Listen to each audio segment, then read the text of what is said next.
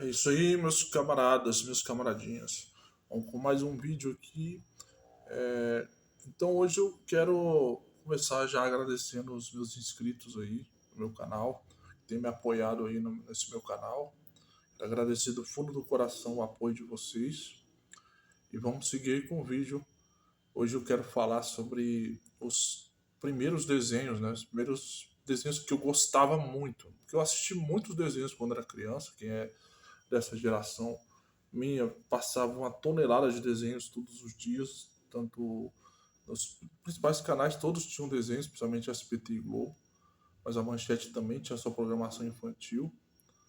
E quero falar aqui sobre os desenhos que eu mais gostava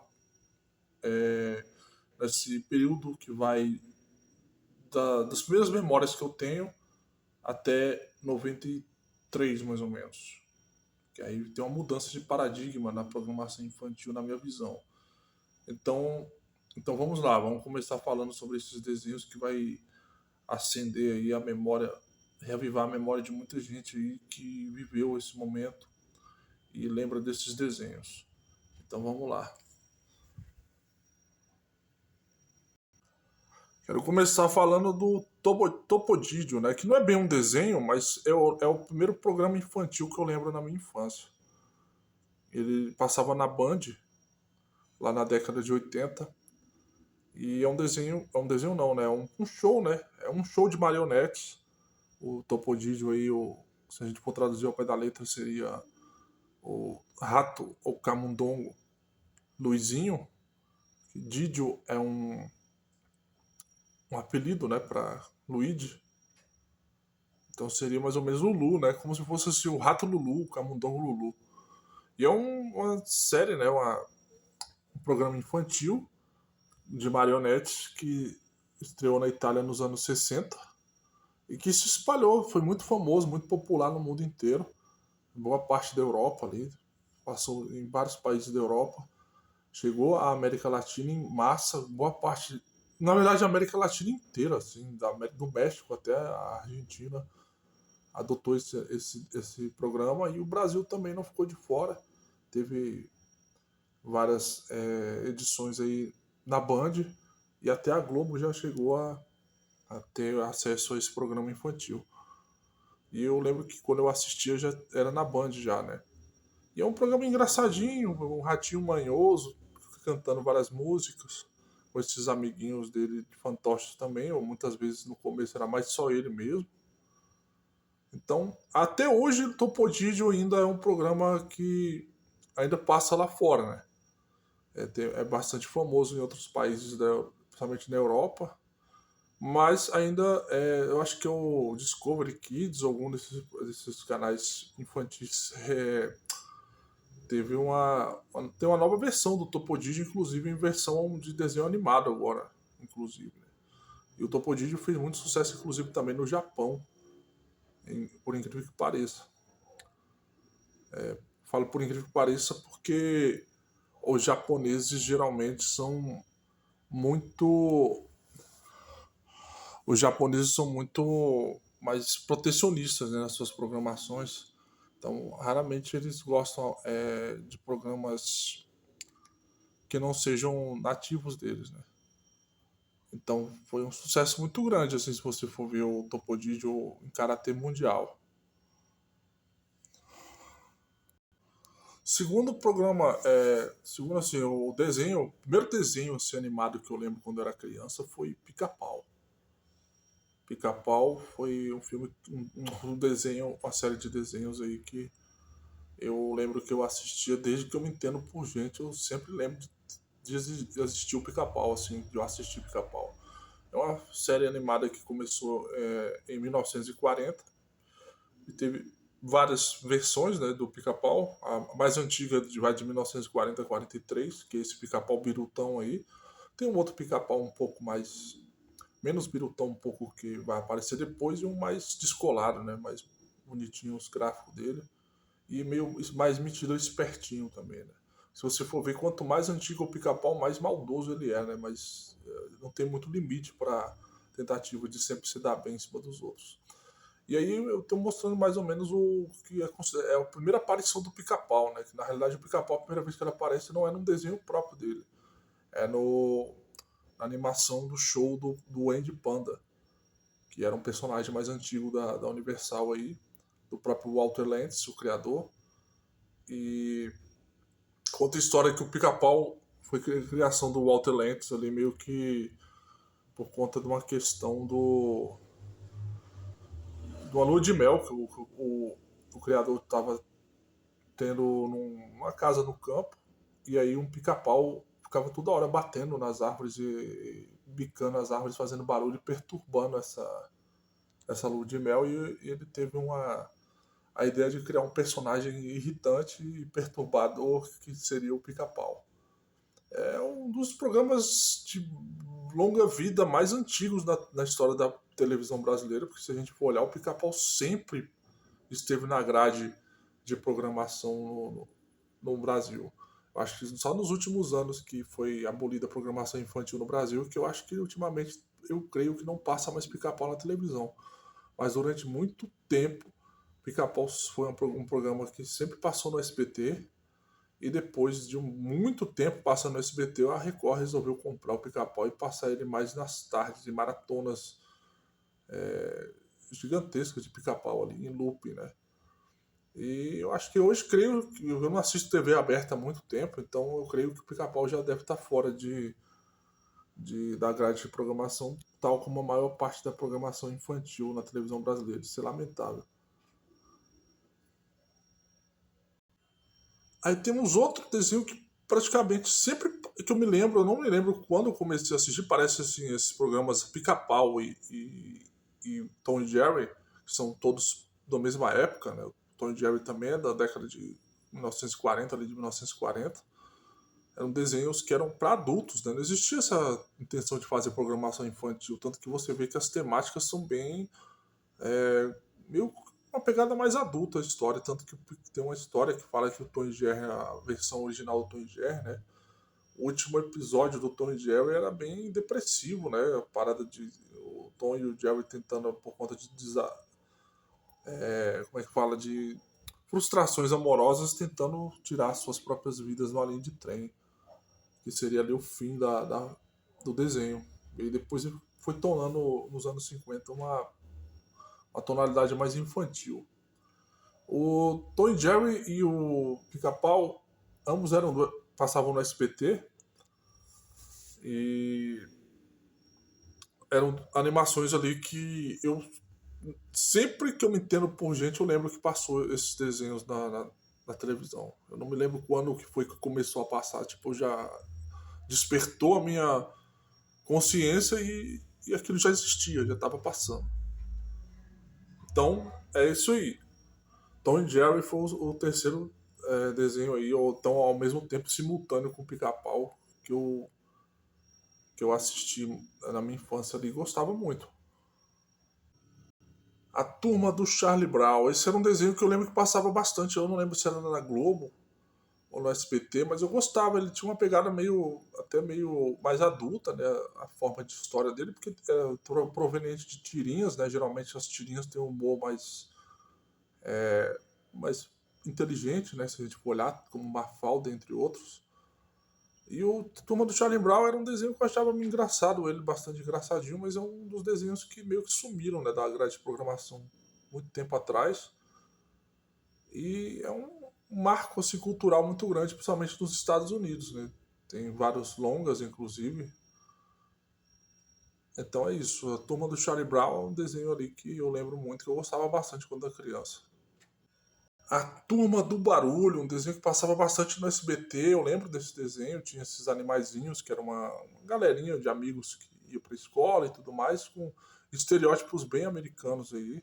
Eu lembro que passava muito no SBT esse desenho, e eu demorei até para tentar, fiz um esforço para conseguir lembrar do nome desse desenho, porque ele deu uma sumida muito grande ali da programação da televisão, né? Passou muito nos anos 90 e depois desapareceu, tal como a Turma do Charlie Brown. Mas a Turma do Charlie Brown ainda teve uma época que chegou a ser reexibido, acho que se eu não me engano, na Record, um canal desses aí, durante um tempo muito curto, depois desapareceu. Agora a Turma do Barulho só passou ali naquele período do início dos anos 90 e provavelmente em 94 já nem 94 para 95 ninguém nem lembrava mais que esse desenho passava. E eram umas aventuras legaisinhas assim. Eu lembro desse desenho, eu gostava muito dele. E era liderado por esses amiguinhos aí, tinha um Porco Espinho, Ouriço, Castor e o Alce aí era o chedzão da galera, né? Era o jogador de futebol, o líder dessa galera aí, era uma historinha legal, pelo pouco que eu lembro, assim. Tá aí um desenho que era apaixonado por ele aí na meados de 90, 91 para 92 ali mais ou menos. Era o Muppets Babies. Para começar, os Muppets eram muito parecido com a pegada da Vila Sésamo, né? Aqueles programas infantis. Que, na verdade, Vila Sésamo e os seus derivados aí são a primeira aparição mesmo de programas voltados para as crianças, né? Realmente com a temática educativa, não aquele tipo de comédia mais para adulto, como era com o Pica-Pau e os desenhos dos anos 40. Muppet Babies aí já é o derivado de Os Muppets, que era uma série de fantoches aí, que tinha muito famosa nos Estados Unidos, e que gerou inclusive vários filmes, né? E esse desenho foi uma consequência aí uma renovação de formato que sempre acontecia com esses programas infantis antigos, tal como eu dei o exemplo do Topodígio, que hoje temos a série animada do Topodígio, e que durante muito tempo foi um programa de fantoches, tal como o Muppet Babies. O Muppet Babies talvez seja o programa tenha sido o programa mais famoso, né, da história da televisão mundial em termos de programas desses infantis de fantoche.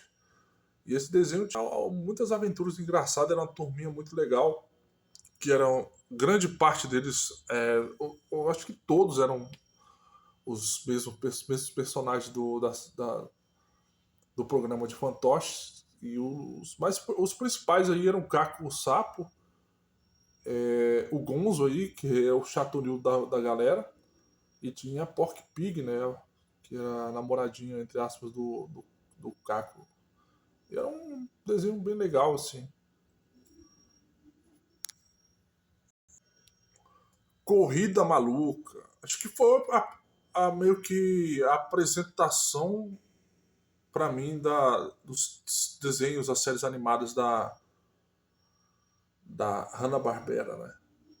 Acho que foi o primeiro desenho da Hanna-Barbera que eu curti. Eu nunca fui fã assim, muito de desenhos da Hanna-Barbera, não, cara, sinceramente. Mas esse era muito legal. O problema do Corrida Maluca é que ele é um desses desenhos que era muito curtinhos, que tinha uma quantidade muito pequena de episódios que ficavam repetindo em looping eterno. Mas eram muitas aventuras legais de corridas malucas ali, de várias equipes que formavam esses carros aí totalmente exóticos e que ficavam sempre um tentando trapacear o outro, entre aspas.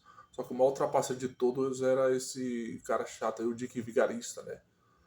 Com o cachorro dele, o Rabugento. Eu tô falando os nomes que eles falavam em português quando eu era criança. Depois de um bom tempo pra cá, eles começaram a falar os nomes originais desses caras em inglês, mas, cara, não tem apelo nenhum pra mim eu falar o nome original desses personagens, porque eu fui apresentado para eles lá atrás, nos anos 90, com os nomes, não digo traduzidos, mas os nomes em português que eles deram para esses personagens. E o marcante maior desse desenho, fora as equipes bem interessantes, os personagens engraçados que tinham aí, né? Era principalmente o Rabugento, o cachorro do Dick Vigarista, que tinha aquela risadinha típica, né? Eu não consigo nem fazer aquilo, velho. Então, era engraçado, cara. Eu achava legal a corrida maluca.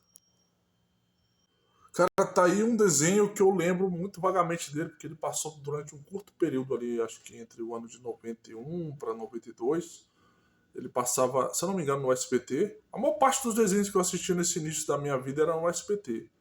Acho que eu comecei a ver mais desenhos assim na Globo a partir de 92 para frente. Que começou a estrear uns desenhos que eu vou falar mais adiante, que se tornaram os meus favoritos. Mas até então, aí até onde eu me lembro da minha memória, assim, iniciar até 92 mais ou menos, eu assistia muito desenho no SBT.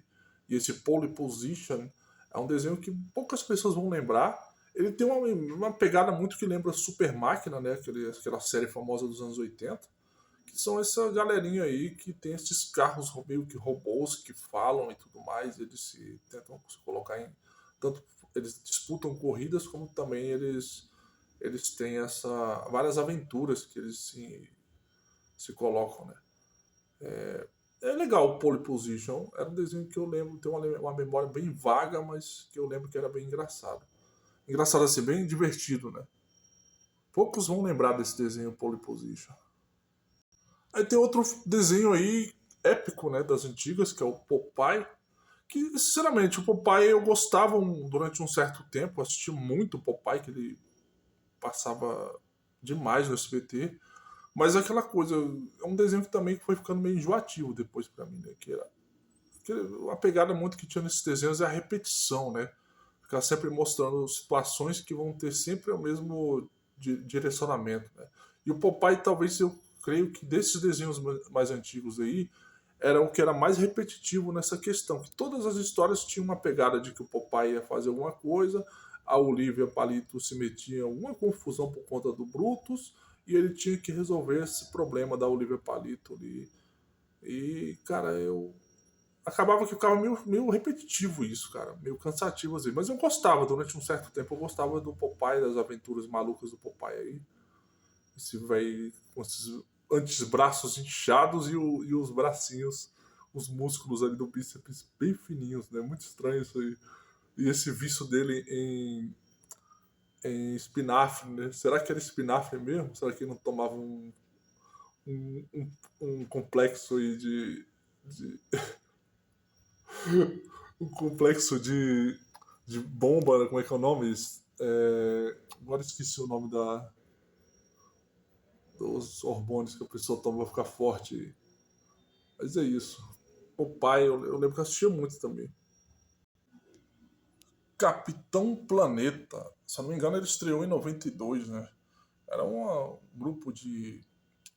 Não digo super-heróis, mas um grupo de jovens aí que tinham anéis que foram concedidos pela uma espécie de deusa Gaia para proteger a natureza. E eles invocavam com seus anéis. Fora que os anéis já tinham por si poderes, né? Cada um deles era ligado aos elementos da natureza. Mas aí, quando o negócio era feio pra caramba, o problema era muito difícil, que eles não podiam resolver sozinhos, eles invocavam com a união dos poderes dos anéis o Capitão Planeta, que era esse cara extremamente poderoso que fazia tudo, né? Só que ele tinha uma fraqueza muito grande, que a criptonita dele era meio que a poluição, né?